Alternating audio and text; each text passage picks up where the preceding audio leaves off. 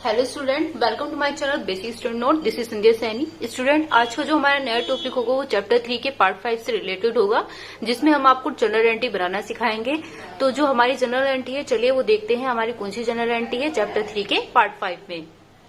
तो स्टूडेंट, ये वो हमारा 8 क्वेश्चन है जिसमें हमारे जनरल एंट्री हम आपको बताएंगे। निम्नलिखित लेन देनों को पावर फूड प्रोडक्ट्स के रोजांचे में लिखिए। यहाँ पर कौन सा ईयर दे रखा है? 2010। मार्च 1 में व्यापार प्रारंभ किया, जिसमें माल की राशि दे रखी है 1 लाख रुपए और नगद की 4 लाख रुपए। मार्च 4 में नगद माल खरीदा कितने रुपए का? 55,000 रुपए का। मार्च 5 में रमेश को उधार विक्रय किया 20,000। मार्च 6 में राजेश को माल बेचा 18,000 रुपए का। मार्च 7 में किशन को माल विक्रय किया 24,900। फिर उसके बाद में दे रखा है मार्च 9 में किशन से पूर्ण भुगतान में मिले कितने रुपए मिले हैं? 24,000 रुपए। उसके बाद में दे रखा है मार्च 10 सौरभ को मरम्मत के लिए भुगतान किया कितने रुपए का? 20,000 रुपए का। मार्च 11 में शीतल एंड सन्स को माल विक्रय किया 13,800। उसके बाद दे रखा है मार्च 13 में शीतल एंड सन्स से माल वापस आया 5800 रुपए का। मार्च 18 में रमेश से भुगतान मिला 20,000 रुपए। मार्च 19 में रूपाली फर्नीचर मार्ट से फर्नीचर खरीदा तो 12,000 रुपए का खरीदा है। मार्च 22 में क्या दे रखा है? डाक व्यय का भुगतान किया कितने रुपए का? 200 रुपए का। उसके बाद में दे रखा है स्टूडेंट मार्च 23 में स्टेशनरी खरीदी कितने रुपए की? 150 रुपीज की, यानी कि 150 रुपए की खरीदी है। आगे हमारा दे रखा है मार्च 31 यानी कि किराया चुकाया कितने रुपए का? 4500 रुपए का किराया चुकाया है। और मार्च 31 में ही वेतन दिया है कितने रुपए का? 2,000 रुपए का वेतन दिया है। ठीक है स्टूडेंट। तो स्टूडेंट, ये वो हमारा क्वेश्चन था, क्वेश्चन नंबर 8, जिसे हमने अभी आपको बताया। तो इसी से रिलेटेड आज हम आपको जनरल एंट्री सिखाएंगे कि जनरल एंट्री किस तरीके से बनाई जाती है। तो इस वीडियो को पूरा देखें, ध्यान से देखें, ताकि आपको अच्छे से ये चीज समझ में आए कि जनरल एंट्री किस तरीके से बनाई जाती है। स्टूडेंट, क्वेश्चन तो आपने अच्छे से देख ही लिया होगा। चलिए बनाते हैं जनरल एंट्री को। तो स्टूडेंट, क्वेश्चन नंबर 8 का जो जनरल एंट्रीज है, इसमें 5 कॉलम होते हैं। डेट, पार्टिकुलर, एलएफ, लेजर यानी अमाउंट और अमाउंट। ठीक है, ये जो अमाउंट होती है ये डेबिट की होती है और ये वाली अमाउंट हमारी क्रेडिट की होगी। तो स्टूडेंट, इसे ध्यान से देखिए। सबसे पहले क्या बोला था? व्यापार प्रारंभ किया। जब भी हम कोई भी व्यापार प्रारंभ करते हैं तो हमारा किस चीज दे रखा है? माल और नगद, दो चीज का दे रखा है और दोनों ही चीज आपकी किस में डालनी है? व्यापार प्रारंभ में डालनी है। यानी व्यापार प्रारंभ हमने किस चीज से किया है? माल और नगद से किया है। तो स्टूडेंट, सबसे पहले हम डेट लिखेंगे। डेट हमारी थी 1 मार्च की, तो यहाँ पर 1 मार्च लिखा। ठीक है, और कौन सा सन दे रखा था? 2010 दे रखा था। सबसे पहले हमें माल से करा, हमारे पास कैश हुआ। ठीक है, तो हमने यहाँ पर कैश अकाउंट डेबिट। उसके बाद गुड्स भी दे रखा है, यानी कि माल को बोलते हैं इंग्लिश में गुड्स अकाउंट डेबिट। उसके बाद में टू कैपिटल अकाउंट। तो सारी चीजें हमारी जो किस चीज में आ रही है? वो कैपिटल अकाउंट यानी कि पूंजी से की जा रही है।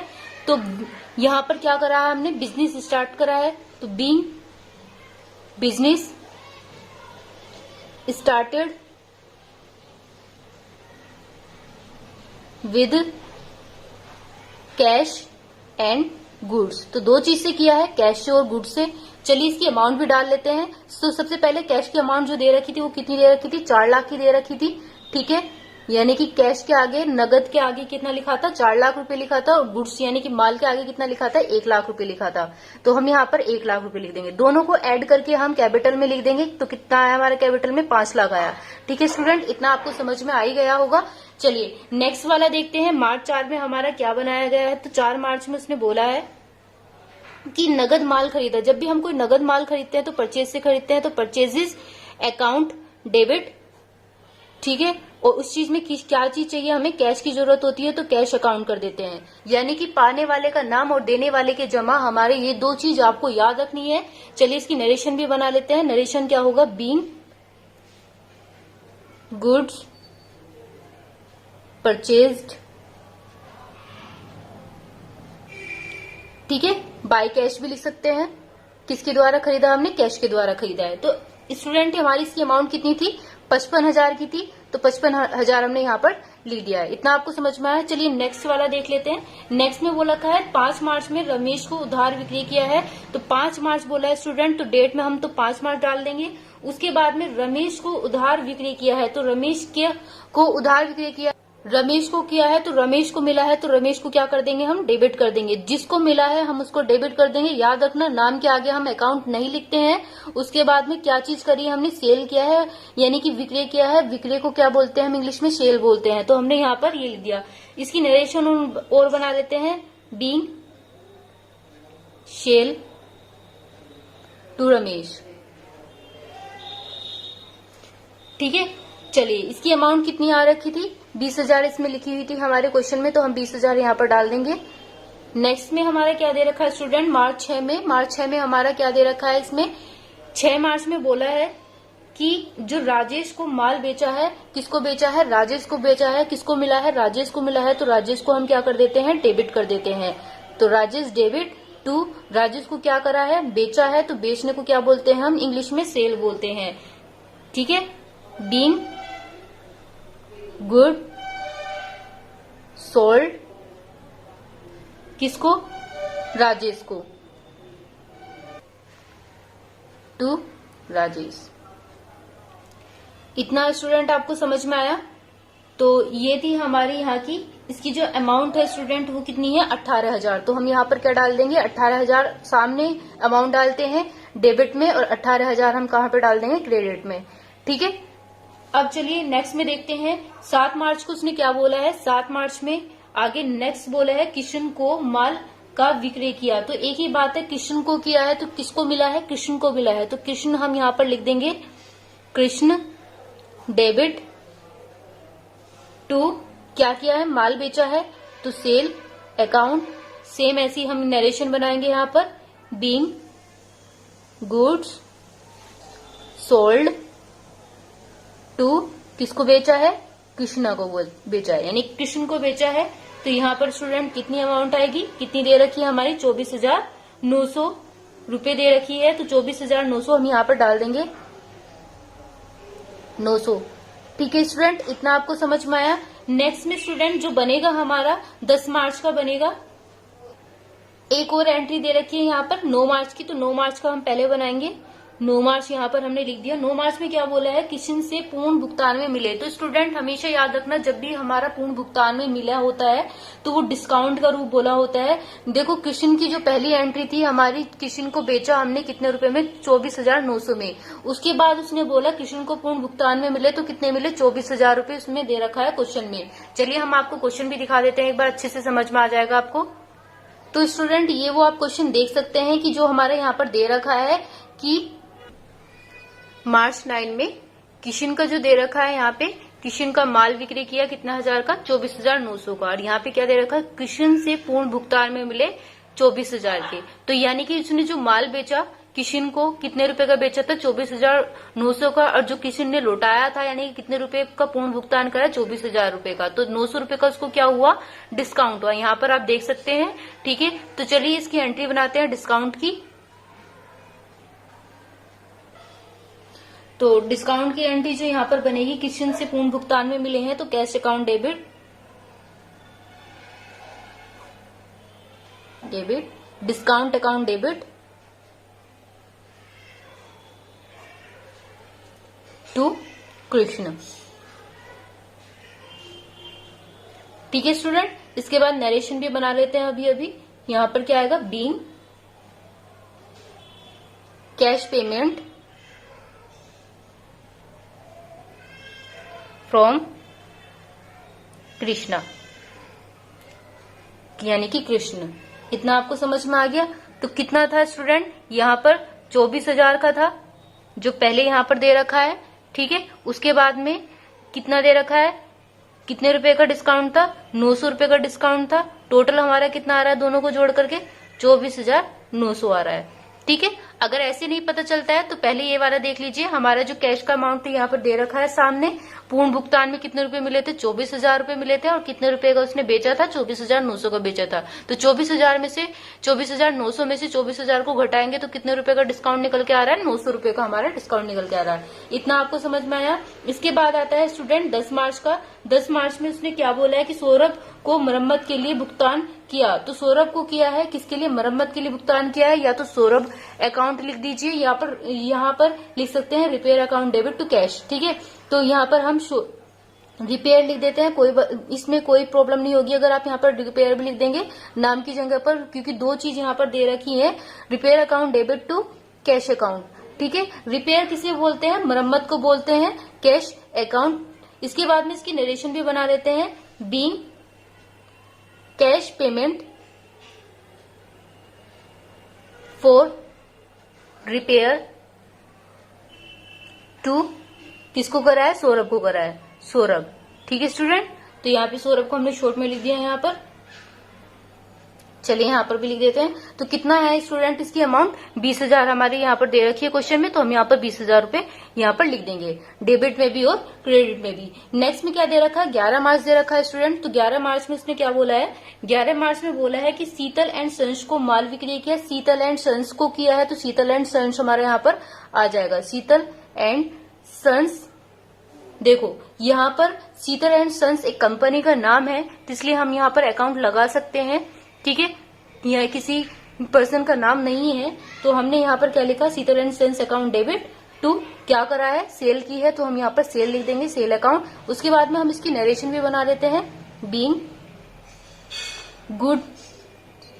गुड्स किसे बोले हैं, सेल माल को बोलते हैं, यहाँ पर sale good sold to Sheetal and sons.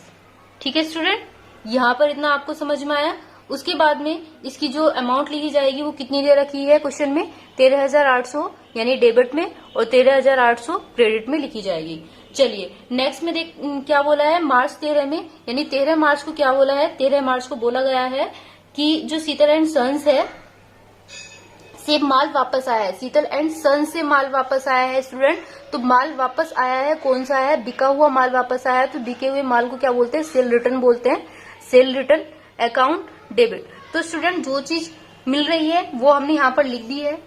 उसके बाद में हम क्या लिखेंगे, शीतल एंड सन्स लिखेंगे, शीतल एंड सन्स अकाउंट। उसके बाद में स्टूडेंट यहाँ पर इसकी नरेशन भी हैंड टू हैंड बना लेते हैं, बीइंग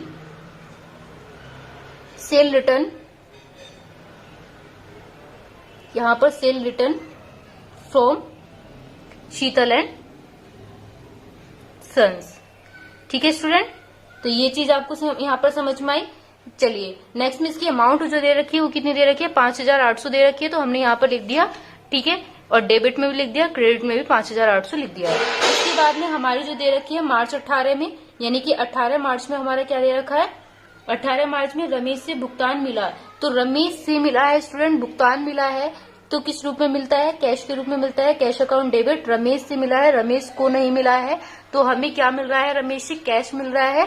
ठीक है, कौन दे रहा है, रमेश दे रहा है, तो रमेश यहाँ पर हम लिख देंगे रमेश। ठीक है, उसके बाद नरेशन लिख देंगे, नरेशन क्या लिखेंगे यहाँ पर, being Ramesh cash meet payment from Ramesh. ठीक है स्टूडेंट, ये हमारी नरेशन है। तो स्टूडेंट हमारा यहाँ पर क्या आएगा, 20,000 आएगा। हम यहाँ पर 20,000 रुपए लिख देंगे क्योंकि हमारे क्वेश्चन में 20,000 रुपए दे रखे हैं। इतना आपको समझ में आया स्टूडेंट। एक बात और बता दूं मैं आपको, इस कॉलम के अंदर आपका ये डाटा नहीं लिखा जाएगा, इसके अंदर ही आना है। थोड़ा यहाँ पर आगे जो लिखा हुआ लिख दिया गया है तो इसे आप अंदर ही लिखिएगा, बाहर नहीं निकालिएगा। ठीक है, चलिए नेक्स्ट में देखते हैं। नेक्स्ट में जो स्टूडेंट दे रखा है उसके बाद दे रखा है 19 मार्च। 19 मार्च में उसने क्या बोला है, 19 मार्च में रूपाली फर्नीचर मार्ट से फर्नीचर खरीदा है। सिंपल सी बात है, फर्नीचर खरीदा है, फर्नीचर आपको मिला है, तो फर्नीचर अकाउंट डेबिट। किससे मिला है, Rupali and Rupali furniture mart से मिला है। ठीक है स्टूडेंट, मार्ट अकाउंट। तो स्टूडेंट यहाँ पर इसकी नरेशन भी बना देते हैं hand to hand, being brought furniture from RFM। मैंने यहाँ पर रूपाली फर्नीचर मार्ट्स को यहाँ पे शॉर्ट फॉर्म में लिख दिया है। उसके बाद में इसकी जो अमाउंट दे रखी है वो कितनी आएगी स्टूडेंट, 12,000 दे रखी है हमारे क्वेश्चन में, तो हम यहाँ पर 12,000 ही लिख देंगे। ठीक है स्टूडेंट, इतना आपको समझ में आया। नेक्स्ट में हमारा क्या दे रखा है 22 मार्च। 22 मार्च में हमसे क्या बोला गया है, डाक व्यय का भुगतान किया। ठीक है, तो डाक व्यय का किया है postage account debit. Postage account debit किस चीज से किया है हमने, कैश से किया है, तो cash account debit, cash account credit. ठीक है स्टूडेंट, इसके बाद नरेशन बना लेते हैं। Being cash payment to postage. इसकी जो अमाउंट है वो कितनी दे रखी है स्टूडेंट, डेबिट में 200 रुपए डालेंगे, क्रेडिट में भी हम 200 रुपए डालेंगे। नेक्स्ट में हमारा जो दे रखा है 23 मार्च का दे रखा है। 23 मार्च में क्या बोला है स्टूडेंट, स्टेशनरी खरीदी, तो स्टेशनरी खरीदी है, स्टेशनरी के क्या कर देंगे हम यहाँ पर डेबिट कर देंगे, स्टेशनरी अकाउंट डेबिट टू किस चीज से की है स्टूडेंट, हमने कैश से किया है, तो कैश यहाँ पर लिख देंगे। इसके बाद में हम यहाँ पर लिखेंगे बीइंग ब्रॉड, क्या खरीदा है हमने, स्टेशनरी, स्टेशनरी खरीदी है, बीइंग ब्रॉड स्टेशनरी कितने रुपए में, 150 रुपीज में, यानी कि 150 रुपए में हमने खरीदी है, तो हम यहाँ पर लिख देंगे डेबिट में भी और क्रेडिट में भी। याद रखना कि जो अकाउंट है हमारा बिल्कुल जस्ट सामने ही हमारी अमाउंट लिखी हुई होनी चाहिए, ऊपर नीचे लिखेंगे तो ये मिस्टेक हो जाएगा। नेक्स्ट में दे रखा है 31 मार्च। 31 मार्च में क्या बोला है कि किराया चुकाया है, किराया यानी कि रेंट, इंग्लिश में क्या बोलते हैं रेंट अकाउंट। अब रेंट चुकाया है, सिंपल सी बात है, किस चीज से चुकाया है, कैश से चुकाया है, तो कैश अकाउंट लिख देंगे यहाँ पर।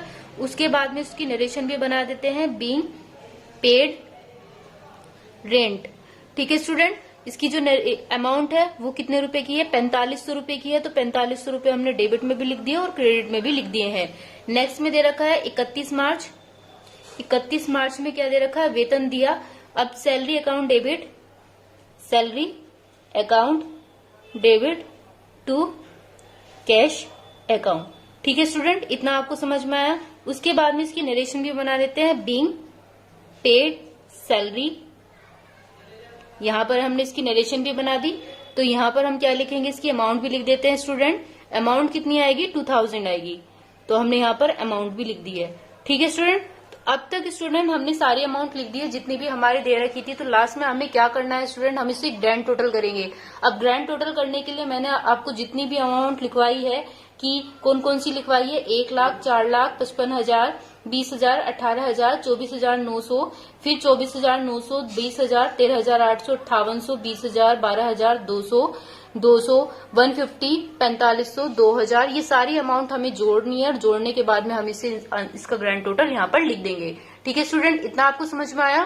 तो स्टूडेंट इसका जो ग्रैंड टोटल आया वो कितना आया हमारा निकल के, 7,21,250। ठीक है स्टूडेंट, अब सिंपल सी बात है, इधर हमारी सारी अमाउंट इक्वल लिखी गई है, तो इधर भी हमारी इक्वली लिखी गई है, बिल्कुल सेम सेम लिखी गई है, आपको दिखाई दे रही होगी।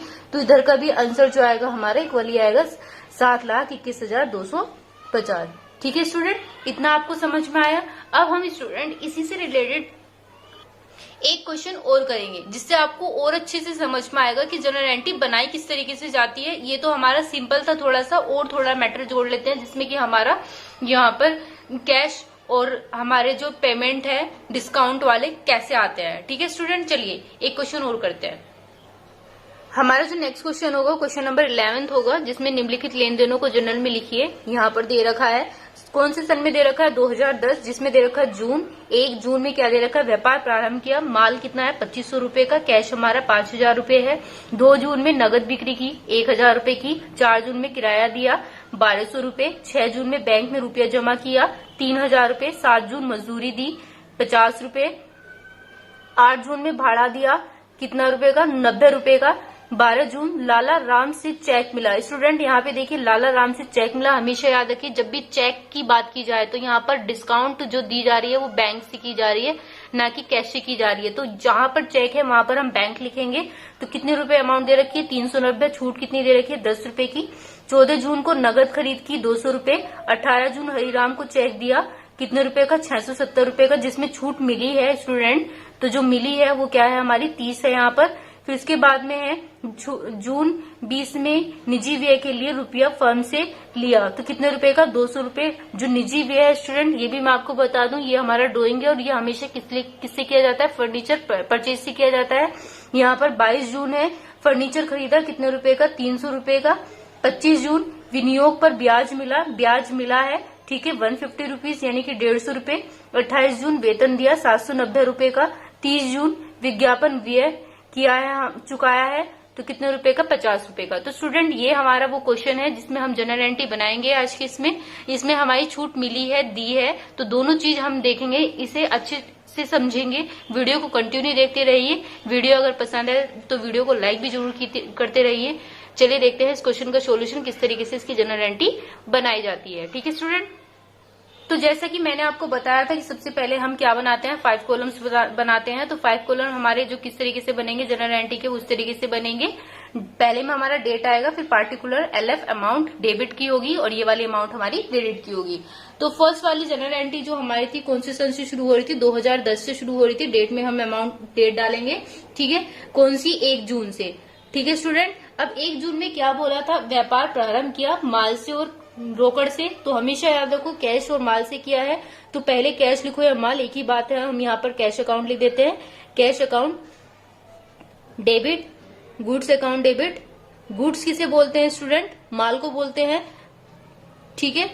और फिर उसके बाद में किस चीज से कर रहे हैं, कैपिटल से कर रहे हैं, तो कैपिटल अकाउंट। तो हमेशा याद रखिए इसकी जो नरेशन है यहाँ पर क्या बनने वाली है, बीइंग बिजनेस स्टार्टेड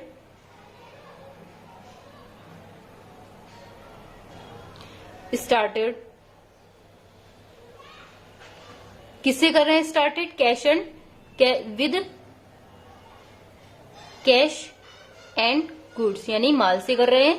ठीक है स्टूडेंट, इसकी जो अमाउंट होगी स्टूडेंट, अब गुड्स की अमाउंट जो दे रखी है वो 2500 रुपए दे रखी है और कैश की अमाउंट 5000। तो 5000 कैश की अमाउंट दे रखी है और गुड्स की अमाउंट कितनी रुपए दे रखी है, 2500 की। तो दोनों को ऐड करके हम कहाँ पर लिख देंगे, हम यहाँ पर लिख देंगे 5 7, यानी कि कितना आया, 7500 स्टूडेंट हमारा यहाँ पर निकल के आया। तो नेक्स्ट में देखिए 2 जून में क्या बोला है, 2 जून में उसने बोला है कि नगद बिक्री की है। नगद बिक्री किससे की है, कैश से की है, तो cash account debit to sale account. ठीक है स्टूडेंट, इसके बाद में इसकी नरेशन भी बना लेते हैं, बीइंग गुड्स सोल्ड। ठीक है, कितना आ रहा है अमाउंट, कितनी दे रखी थी हमारी क्वेश्चन में, 1000 दे रखी थी, तो हम 1000 यहाँ पर लिख देंगे। उसके बाद में हमारा 4 जून है। 4 जून में हमारा क्या बोला है, किराया दिया, तो रेंट दिया है, सिंपल सी बात है, तो रेंट अकाउंट डेबिट किस चीज से दिया है, कैश से दिया है, टू कैश अकाउंट। ठीक है, बीइंग पेड रेंट किससे, विद कैश। ठीक है स्टूडेंट, इतना आपको समझ में आया। अब रेंट की अमाउंट कितनी दे रखी है, 1200 रुपए दे रखी है। 1200 रुपए डेबिट में और क्रेडिट में दोनों में डाले जाएंगे। चलिए नेक्स्ट में देखिए, नेक्स्ट में क्या दे रखा है, बैंक में रुपया जमा किया। तो स्टूडेंट कहाँ पर रुपया जमा हो रहा है, बैंक में रुपया जमा हो रहा है। कौन सी इसमें दे रखा है, 6 जून में दे रखा है, तो 6 जून हम यहाँ पर लिख देंगे। 6 जून बैंक में हो रहा है, तो बैंक में जमा हो रहा है, किसको मिल रहा है, बैंक को मिल रहा है, तो बैंक डेबिट क्या चीज, कैश अकाउंट। इसकी नरेशन भी बना लेते हैं, bank being bank deposit with cash, cash के साथ में डिपॉजिट कर रहे हैं बैंक में। ठीक है, इन बैंक यहां पर हम लिख सकते हैं। तो कितनी अमाउंट दे रखी है स्टूडेंट, 3000 दे रखी है, तो 3000 हम यहाँ पर लिख देंगे। इतना आपको समझ में आया। चलिए नेक्स्ट में भी देख लेते हैं। नेक्स्ट में हमारा क्या बनेगा स्टूडेंट, कितनी दे रखी है, 7 जून की दे रखी है। 7 जून में हमारा क्या पूछा गया है, मजदूरी दी। अब मजदूरी दी है स्टूडेंट, वेजेस अकाउंट डेबिट किससे दी है, हमने कैश से दी है। अब कैश से मिली है तो सिंपल सी बात है, कैश हमारा क्रेडिट हो जाएगा, बीइंग पेड वेजेस। ठीक है स्टूडेंट, कितना दे रखा है अमाउंट, ओनली 50 रुपए का दे रखा है, तो हम यहाँ पे 50 रुपए हम यहाँ पर लिख देंगे। इतना आपको समझ में आया। अब नेक्स्ट में स्टूडेंट हमारा क्या दे रखा है, 7 जून के बाद में हमारी क्या आएगी, 7 जून के बाद में हमारी 8 जून है। 8 जून में हमारा भाड़ा दिया, यहाँ पर हम लिख देंगे फ्राइट, इंग्लिश में क्या बोलते हैं भाड़े को, freight account debit to cash account. ठीक है स्टूडेंट, इतना आपको समझ में आया। अब भाड़ा दिया है, भाड़ा भी एक तरीके से पेड ही किया है, तो यहाँ पर क्या लिखेंगे, being paid freight with cash, यहाँ पर बोल सकते हैं। ठीक है स्टूडेंट, ये भी कितना है, 90 रुपए का है। 90 रुपए डेबिट में डालें और क्रेडिट में, दोनों में डाल दिए। उसके बाद में 12 जून की अमाउंट यहाँ पर लिखेंगे। 12 जून में क्या बोला है, 12 जून में बोला है लाला राम से चेक मिला, छूट दी। अब लाला राम से चेक मिला है स्टूडेंट, ये ध्यान से और अच्छे से समझिएगा, मैंने आपको पहले भी समझाया था। जो भी चेक है वो हमेशा किससे मिलता है, बैंक से मिलता है स्टूडेंट। तो यहाँ पर मैं क्या लिख देती हूँ, बैंक अकाउंट लिख देती हूँ, डेबिट। ठीक है, अब बैंक अकाउंट है तो डिस्काउंट भी बोला है उसने साथ में, डिस्काउंट भी लिख देते हैं, डिस्काउंट अकाउंट। ठीक है स्टूडेंट, किसने किया है, लाला राम ने, तो यहाँ पर लाला राम का नाम लिख देंगे, लाला राम। लाला राम के आगे हम अकाउंट नहीं लगाएंगे, उसके बाद नरेशन भी बना लेते हैं, being cheque with discount from Lala Ram. ठीक है स्टूडेंट, लाला राम, तो लाला राम यहाँ पर हमने लिख दिया है स्टूडेंट। अब हमारा ये जो लाला राम आया है कितने रुपए का था, देखो बैंक में अमाउंट कितना डाला था, 390 रुपए डाला था। डिस्काउंट जो दे रखी थी वो 10 रुपए की दे रखी थी। दोनों को जोड़ करके हम किस में लिख देंगे, क्रेडिट में अमाउंट लिख देंगे। कितना आएगा हमारा, 400 आएगा। स्टूडेंट, इतना तो आपको समझ में आ ही गया होगा कि इसमें क्या चीज पूछी गई थी। यहाँ पर जितना भी मैंने आपको बताया जनरल एंट्री में। चलिए नेक्स्ट में देख लेते हैं, हमारी जो जनरल एंट्री है 14 जून को पूछा गया है।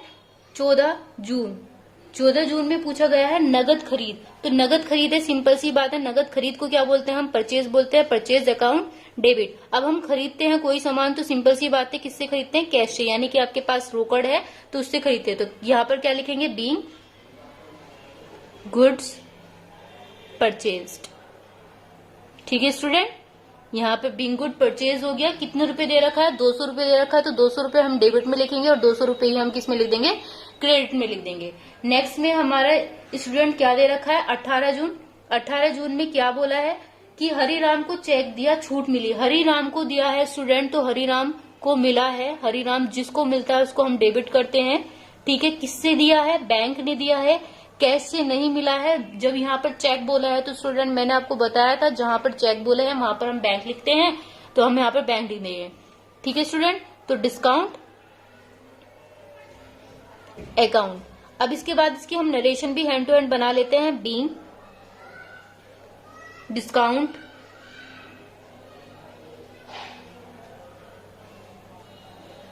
Paid cheque to Hariram. ठीक है स्टूडेंट, इसकी जो अमाउंट है वो क्या क्या दे रखी है भाई, बैंक की अमाउंट दे रखी है 670 रुपए, उसके बाद में 30 रुपए छूट मिली। दोनों को हम जोड़ देंगे, जोड़ने के बाद में हम कितना रुपए लिखेंगे, यहाँ पर 700 रुपए यहाँ पर लिख देंगे। ठीक है स्टूडेंट, चलिए 20 जून में क्या बोला है, नेक्स्ट वाले अमाउंट में जनरल एंट्री में देख लेते हैं हमारा क्या दे रखा है।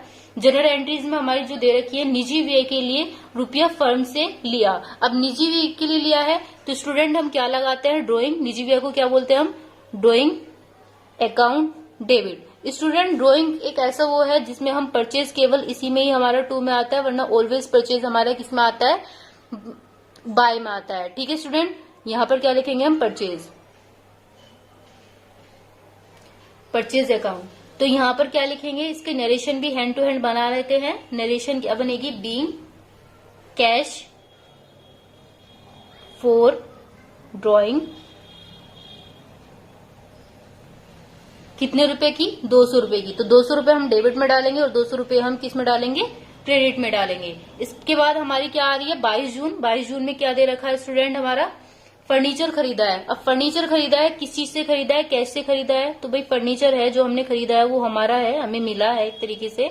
तो फर्नीचर खरीद के कौन लेके आ रहे हैं हम, किस चीज से ला रहे हैं, कैश से ला रहे हैं, कैश अकाउंट यहाँ पर हमने लिख दिया है। उसके बाद में इसकी नरेशन बनाएंगे, being brought furniture, being brought furniture. तो हमने यहाँ पर फर्नीचर लिख दिया। उसके बाद में इसकी अमाउंट भी लिख देते हैं। तो अमाउंट कितनी है, 300 रुपए। 300 रुपए डेबिट में आ जाएगी और 300 रुपए हमारी किस में आ जाएगी, क्रेडिट में आ जाएगी। 25 जून में हमारी क्या अमाउंट बोली है, 25 रुपए में हमारी जो दे रखी है जनरल एंट्री, विनियोग पर ब्याज मिला। अब ब्याज मिला है, सिंपल सी बात है, हमें किससे मिलता है, कैश से मिलता है, तो कैश अकाउंट यहाँ पर हम लिख देंगे डेबिट टू इंटरेस्ट।